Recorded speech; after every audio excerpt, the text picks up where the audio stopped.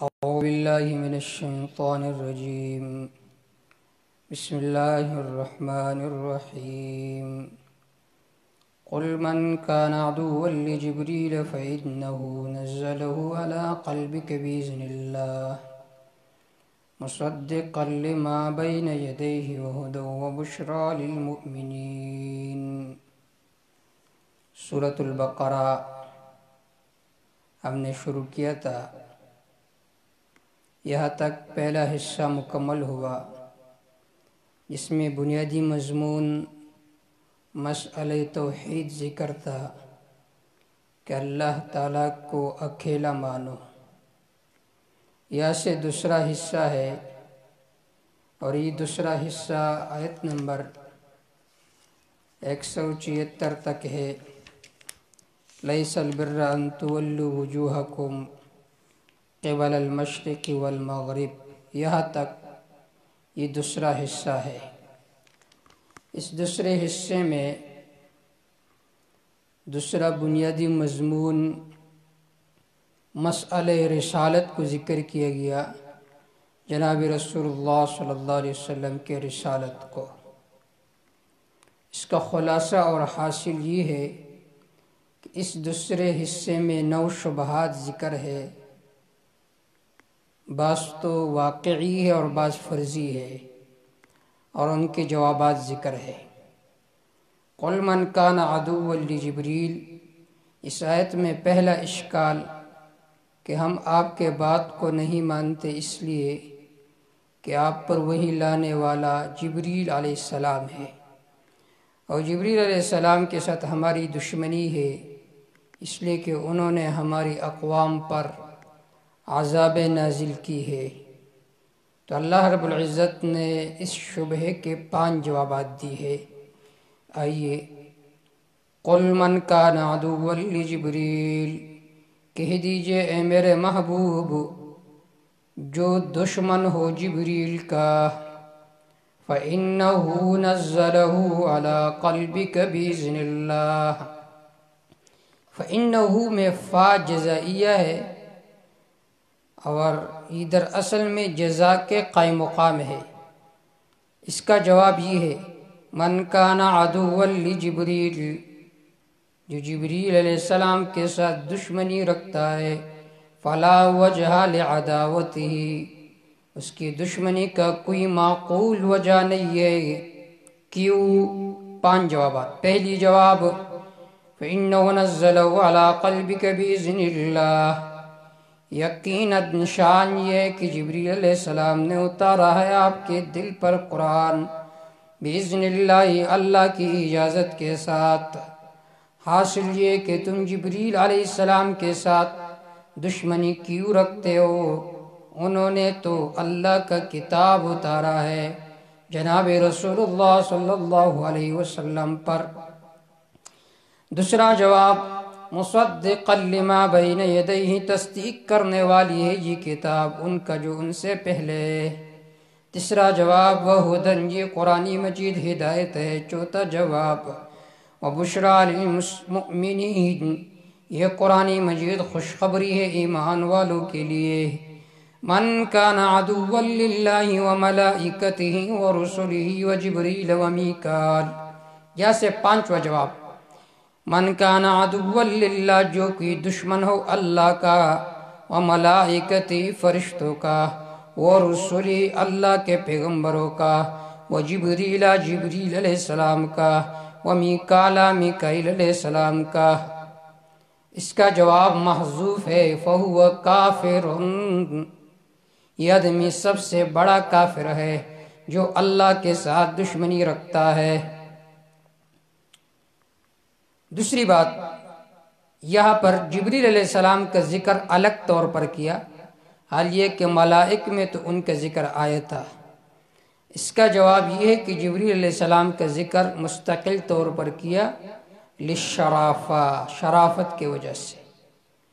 اور دوسرا جواب یہ ہے کہ اس وجہ سے کافر غصہ ہوتے تھے تو اللہ نے صراحتاً دوبارہ جبریل علیہ السلام کا نام لے کر اشارہ کیا کہ جس بات سے دشمن ناراض ہوتا ہو تو اس بات کو بار بار ذکر کرو۔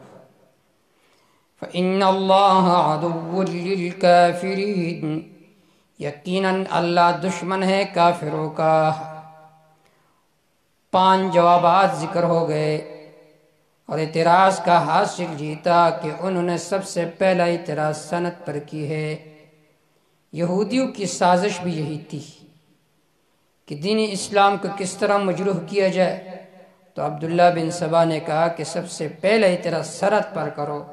سند صحابہ کرام ہے، جب صحابہ کرام مجروح ہو جائیں گے تو باقی دین خود بخود مجروح ہو جائے گا۔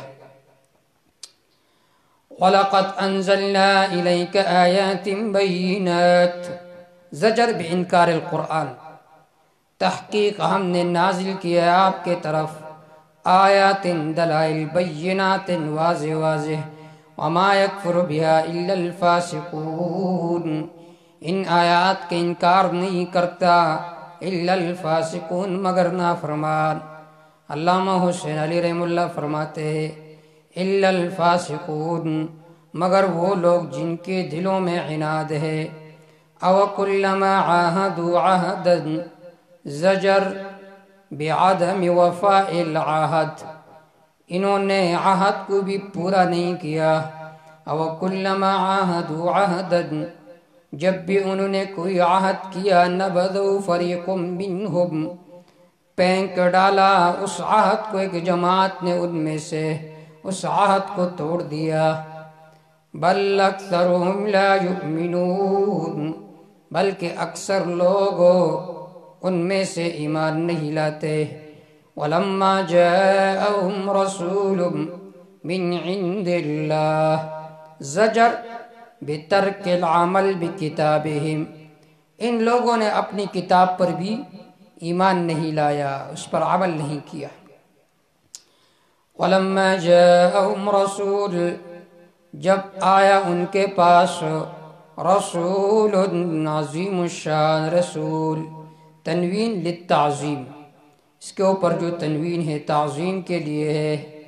عظیم الشان رسول آئے ان کے پاس، من عند اللہ، اللہ کے طرف سے، یہ ہے تعظیم اضافی۔ اللہ عظیم الشان ذات ہے، اس کے طرف سے پیغمبر آیا۔ مصدقن، تفخیم عملی، اس حال میں کہ تصدیق کرنے والا ہے، اس حال میں کہ تصدیق کرنے والا ہے یہ پیغمبر، لما ان کتب کا معہم جو ان کے پاس تھی۔ نبذ فریق من الذین اوتوا الکتاب، پھینک ڈالا ایک جماعت نے ان لوگوں میں سے جن کو کتاب دی گئی تھی، کتاب اللہ، اللہ کے کتاب کو، وراء ظہورہم، اپنی پیٹھوں کے پیچھے، کأنہم لا یعلمون، گویا کہ یہ لوگ جانتے بھی نہیں ہے کہ یہ اللہ کا کتاب ہے یا نہیں ہے۔ نبذوا فریق منہم، اللہ کے کتاب کو انہوں نے پس پش ڈال دیا۔ تو توریت کو انہوں نے کس طرح پس پش ڈالا تھا؟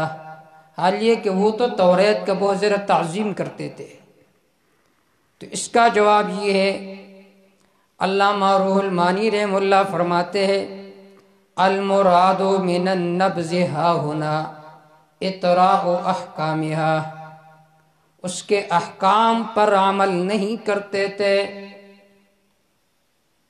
شیخ القرآن علامہ غلام اللہ خان رحمہ اللہ فرمایا کرتے تھے اللہ کے کتاب کو پس پش ڈال دیا، پڑھنا پڑھانا چھوڑ دیا، اللہ کے کتاب کا درس و تدریس چھوڑ دیا۔ کأنہم لا یعلمون، علامہ ابن قیم رحمہ اللہ نے ایک عجیب بات ذکر فرمائی ہے، نبذوا کتابک وراء ظہورہم وتمسکوا بزخارف الہذیان، فالعلم قال اللہ وقال رسولہ وقال الصحابۃ هم اولو العرفان، ان لوگوں نے اللہ کی کتاب کو پس پش چھوڑ دیا اور جو من گڑت چیزیں ہیں ان کو مضبوطی سے تاما۔ علم تو وہ ہے جو اللہ اس کے رسول نے کہا اور صحابہ کرام نے کہا، لیکن انہوں نے کتاب اللہ کو چھوڑ دیا اور خرافات کو انہوں نے مضبوطی سے تھاما۔ تو یہاں تک پہلا شبہ اور اس کا جواب، اور ضمن میں کچھ زواجر ذکر ہو گئے۔ وَاتَّبَعُوا مَا تَتْلُو الشَّيَاطِينُ، یا سے پھر دوسرا شبہ ہوگا اور اس کا ازالہ۔ اللہ قرآن مجید کی سمجھ کی توفیق عطا فرمائے۔